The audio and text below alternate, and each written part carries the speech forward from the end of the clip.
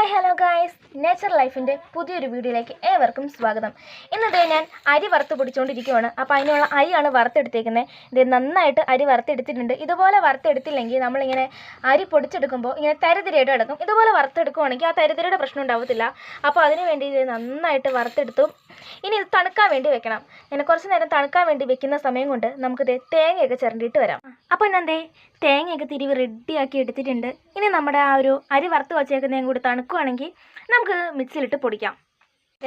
ഇപ്പം നമ്മുടെ അരി വറുത്തത് നന്നായിട്ട് തണുത്തിട്ടുണ്ട്. അപ്പോൾ ഇത് ഇട്ട് വെക്കുമ്പോൾ നല്ല പരന്ന ഒരു പാത്രത്തിൽ ഇട്ട് വയ്ക്കാൻ ശ്രമിക്കണം, നനവില്ലാത്തൊരു പരന്ന പാത്രത്തിൽ. അങ്ങനെയാണെങ്കിൽ ഇത് പെട്ടെന്ന് തണുത്ത് കിട്ടും കേട്ടോ. അപ്പോൾ നമ്മുടെ അരി വറുത്തത് ഇവിടെ തണുത്ത് റെഡി ആയിട്ടുണ്ട്.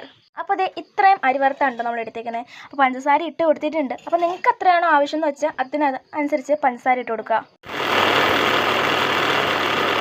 അങ്ങനെ ഇത് നന്നായിട്ട് തന്നെ പൊടിച്ചെടുത്തു. അങ്ങനെ